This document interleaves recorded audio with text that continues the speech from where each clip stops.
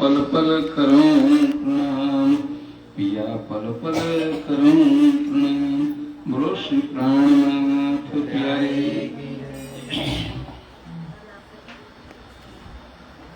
बाहर दिखावे बंदगी, माहे करे कुकर्म काम।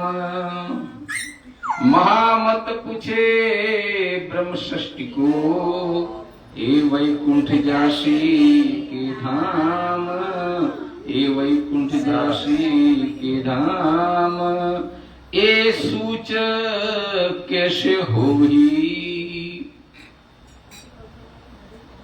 धर्म प्राण सुंदर साथ जी, आप अक्षरातीत पर ब्रह्म व सच्चिदानंद स्वरूप धाम दुल्हा श्री प्राणनाथ जी महाराज वास्तव ब्रह्म सृष्टि के वास्तव परम धाम की आत्माओं के लिए इस नश्वर काल माया के ब्रह्मांड में आखिरी वक्त में अपनी आत्माओं को संबोधित कर रहे हैं वांग्मय श्लोक के आधार पर।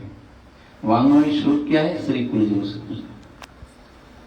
और उसमें सब संसार के सारे प्राणी मात्र के कल्याण की भावना से कह रहे हैं कि भाई ये संसार में प्रकृति के नियम के अनुसार आना जाना तो लगा रहता है ना। ना कोई चिट्ठी ना संदेश, जाने वो कौन सा देश जहां तुम चले गए, तो वो आना जाना उस हिसाब से चलता है जहां जैसे प्रकृति मंडल के प्राणी मात्र चैतन्य का जो कर्म है, कर्म का स्वभाव है, उस अनुसार 84 लाख योनियों के चक्कर में आना जाना लगा रहता है। पर बात यह है कि जब आना जाना लगा रहता है तो कर्म का स्वभाव है, और कर्म के स्वभाव के अनुसार हम लोग कहते कि हम परम धाम जाएंगे, कोई कहते वैकुंठ जाएंगे, कोई कहते अक्षरधाम जाएंगे। सब अपने अपने हिसाब से कहते हैं। और हम कहते हैं कि हमारे स्वजन जिनका नाम मूलीबेन, वो आज हमारे बीच में नहीं है, तो इनकी आत्मा बोले परम धाम में गई है। ठीक है, हम कहते हैं कि परम धाम की, कोई कहता कहां गई। वो जो बातें जो हम कहते हैं वो कर्म के स्वभाव के अनुसार। और श्री प्राणनाथ जी महाराज इस वाणी में कहते हैं बाहर दिखावे बंदगी।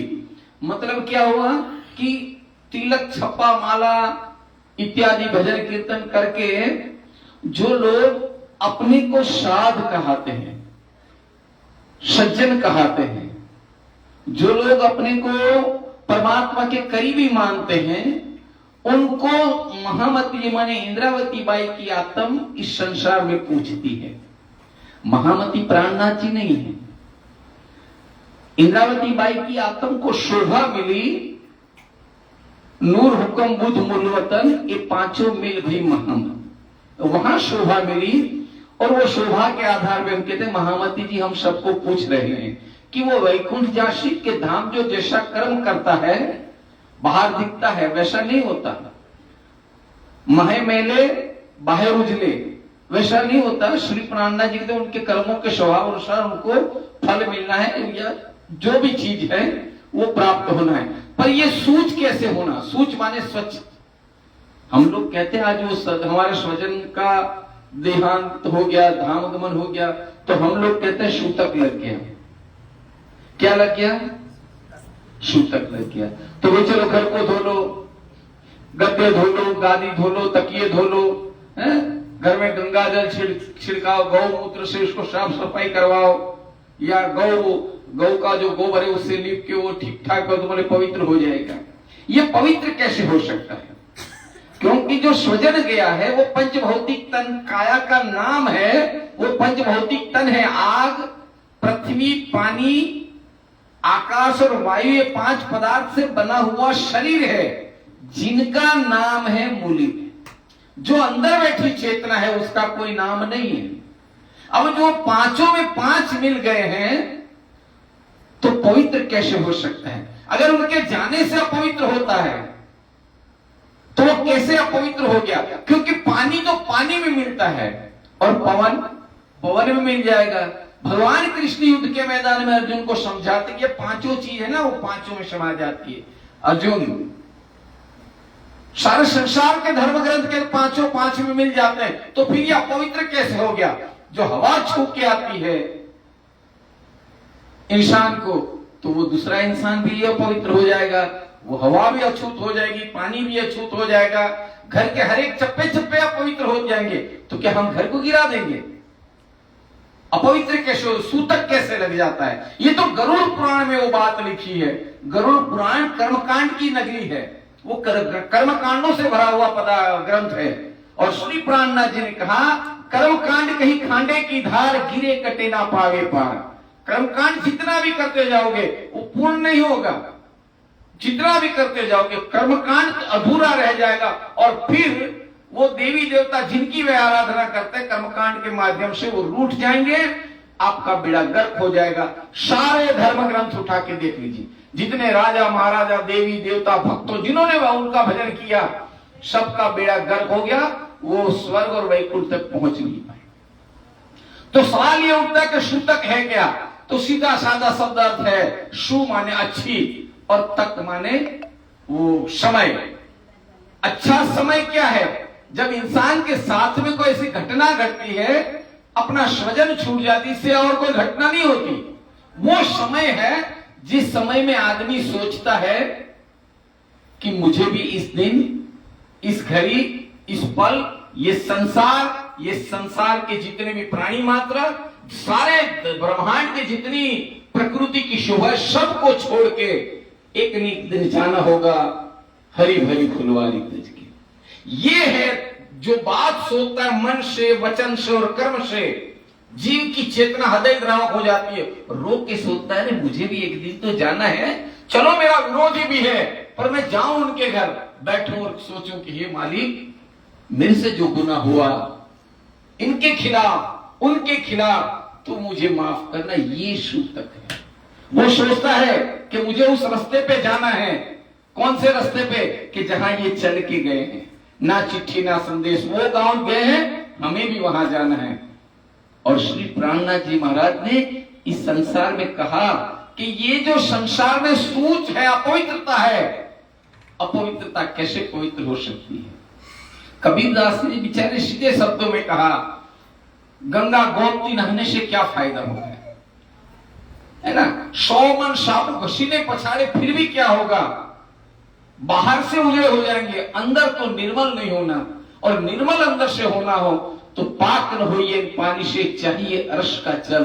अर्श माने परमात्मा के ज्ञान रूपी विचारधारा, ज्ञान रूपी वो गंगा चाहिए, जिसको हम सत्संग कहते हैं। जिसको क्या कहते हैं? सत्संग। सत्संग की एक घड़ी आधी में बुनियाद, तुलसी पल में कई कोट जन्म के अपराध कट जाते हैं, वो सत्संग की महिमा है। तो सत्संग रूपी, जिसको कुरान में मजलिस कहा, जिसको हम कहते हैं, यहां पर हम बैठते हैं ना वाणी में, तो वाणी में भी हम क्या चर्चा सत्संग, तो वो सुनने से हमारा मन, हमारा जीव पवित्र हो जाता है और फिर करोड़ों जन्म के पाप जल के भस्म हो जाते हैं। उसी तरह से पवित्र होते। बाकी ऐसा कोई पवित्र नहीं होता। मन को निर्मल करने के लिए ज्ञान रूपी प्रवाह चाहिए। मन को निर्मल करने के लिए ज्ञान रूपी शब्दों का मार चाहिए। वैसे तो कोई कुछ बोल दे, ऐसा नहीं होता। श्री प्राणनाथ जी महाराज हम सब के वास्ते ये ज्ञान इसी लिए लेकर आए हैं और इस माध्यम से समझाए कि सूतक ये है कि हम जब समझ जाएं, हम सब लोग ये समझ जाएं कि हमारे जीवन में ये घटना घटनी है, तो जिसके घर जाना है वो परमात्मा कौन है, जिसके घर जाना है वो परमात्मा कौन है, इनका स्वरूप क्या है, उनका धाम क्या है, उनकी लीला क्या है, ये जो समझने वाली बातें हैं उसको सूतक कहते हैं। हम ये सोचे कि ये ब्रह्मांड क्या है, ये वैराट का निरूपण किसने किया, ये ब्रह्मांड किसने बनाया, इसको बनाने वाला कौन है, ये सूतक है। नहीं कि भाई कुछ वो हो गया, मैं हमने सोच लिया कि नहीं भाई, हम तो ये पिंड से, ये कर्मकांड के माध्यम से बाहर नहीं आए। इसलिए श्री प्राणनाथ जी महाराज ने कहा कि निस्दिन ग्रहिए प्रेम सो श्री युगल श्रुत के चरण। अगर इस शरीर को पवित्र करना है तो श्री युगल स्वरूप के चरण कमल को पकड़ना पड़ेगा। पर हम ये पकड़ने चाहते नहीं है, क्योंकि किसी के घर में ऐसा काम हो गया, देहावसान हो गया, धामागमन हो गया, तो हम लोग बोलते हैं कि नहीं नहीं नहीं इनके घर जाएंगे तो हमारे घर शादी ब्याह है, हमारे घर शादी ब्याह तो वहां जाएंगे तो हमारे घर में तकलीफ हो जाएगी। ओ भाई, ये ब्रह्मांड जब से बना तब से पूरे ब्रह्मांड के चप्पे चप्पे में किसी ना किसी का प्रतिक्षण देहावसान, धाम गमन, स्वर्गवास, वैकुंठ वास होता है और होता है। अब बताओ शुभ कर्म क्या है? लगन को हम शुभ मानते हैं, जन्म को हम शुभ मानते हैं। शुभ कर्म क्या है? जिस दिन तुम अच्छे विचार करो, जिस दिन तुम्हारे मन में किसी के प्रति दया, करुणा, क्षमा, सत्य, अहिंसा, किसी के कल्याण की भावना के लिए ज्ञान मार्ग, ये जो विचार उत्पन्न हो जाए वो शुभ कर्म है।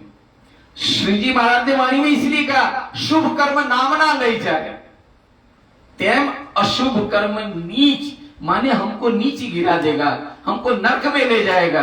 तो हमारी आत्म कल्याण के लिए जो शुभ कर्म है, अच्छे कर्म हैं, ये सूतक है। और हम लोग सूतक के पीछे भागते हैं। श्री जी महाराज ने यही पाखंडवाद को तोड़ने के लिए, यही कर्मकांड को तोड़ने के लिए हमको वाणी दी। और क्या कहा पड़ रहा है? मैं दई तुमको कुलजम और बाकी किए सब तर्क, गरुड़ पुराण, भागवत, रामायण, गीता, भागवत सबको छोड़ दो, मैंने कुलजम स्वरूप साहब तुमको दे दिया। और क्या करा?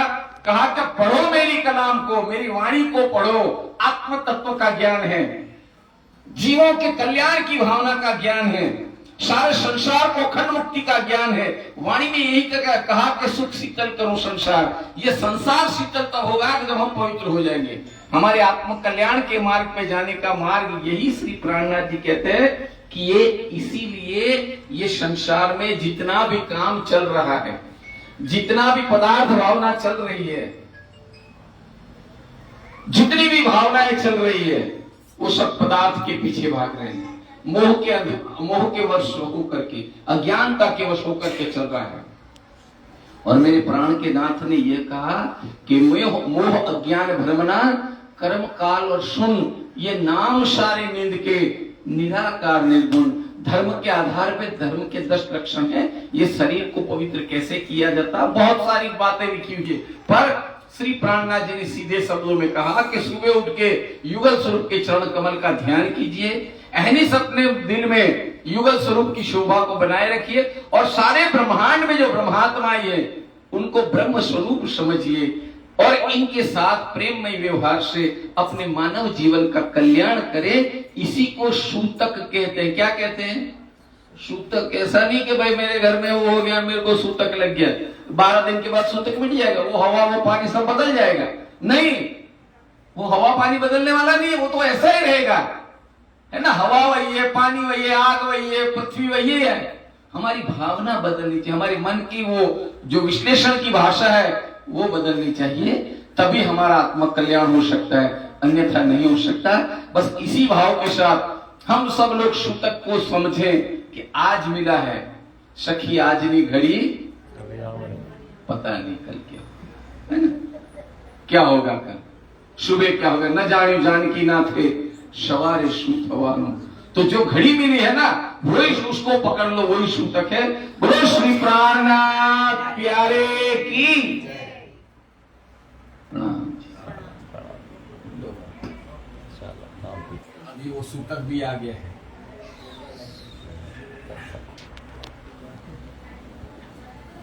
ठीक महाराज, चलो प्रणाम। देशन भाई कहीं फेरवी दे बात एमने जाओ। अरे गियर बताओ, बाहर बाहर